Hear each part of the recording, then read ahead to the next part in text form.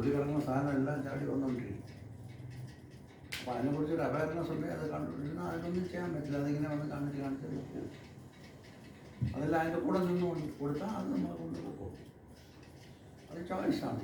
ഇരിക്കണോ അതോ അതിൻ്റെ കൂടെ പോകണോ? മിക്കവാറും പോകണമാണ് നമുക്കിഷ്ടം.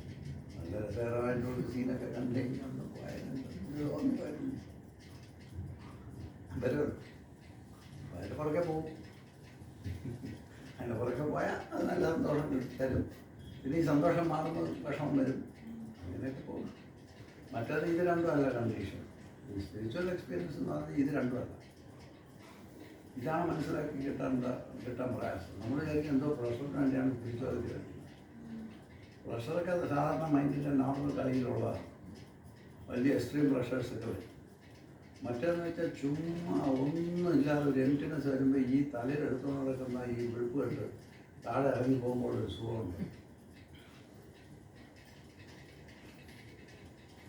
ഭയങ്കര ഭാരത്തൊന്നും ഈ ഗർദപ്പം എന്നല്ലേ പറയും, കഴുതാന്നാണ്. എനിക്ക് ഇങ്ങനെ വെച്ച് കെട്ടിക്കൊണ്ട് പോകുന്ന കണ്ടിട്ടില്ലേ? അലക്ക് കൊണ്ട് ചെയ്യുന്നവരെ ഇതിൻ്റെ ഭയങ്കര ഹെവി രണ്ട് ലോഡ് ഇങ്ങനെ കൊടുത്ത് വിടും. പഞ്ഞി കെട്ടിനെ കുറിച്ചാണ് കഥ പറയുന്നത്.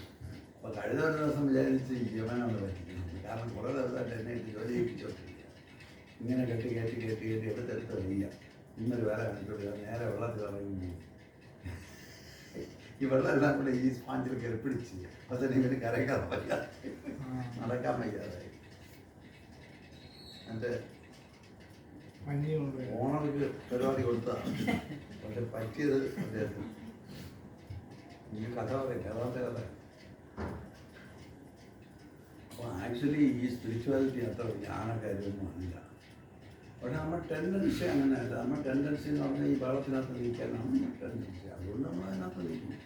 ഇഷ്ടമുള്ളതുകൊണ്ടല്ലേ നിൽക്കുന്നത്. പിന്നെ നമ്മൾ നിൽക്കണ്ടെന്നൊക്കെ പറഞ്ഞിട്ടുണ്ട്.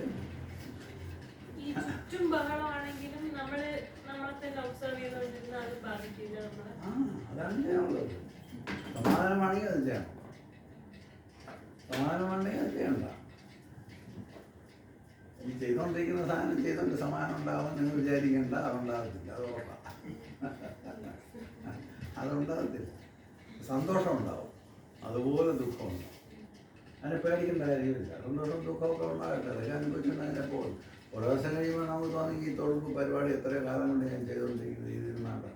അങ്ങനെയാണ് ഞാൻ ജോലിയൊക്കെ വിട്ടത്. കാരണം ഈ ചെയ്തുകൊണ്ടിരുന്നിട്ട് പ്രത്യേകിച്ച് കാര്യമൊന്നുമില്ല. ശമ്പളമൊക്കെ കിട്ടുക, ആരെങ്കിലും വന്ന് ശമ്പളം വാങ്ങിച്ചുകൊണ്ട് പോകും.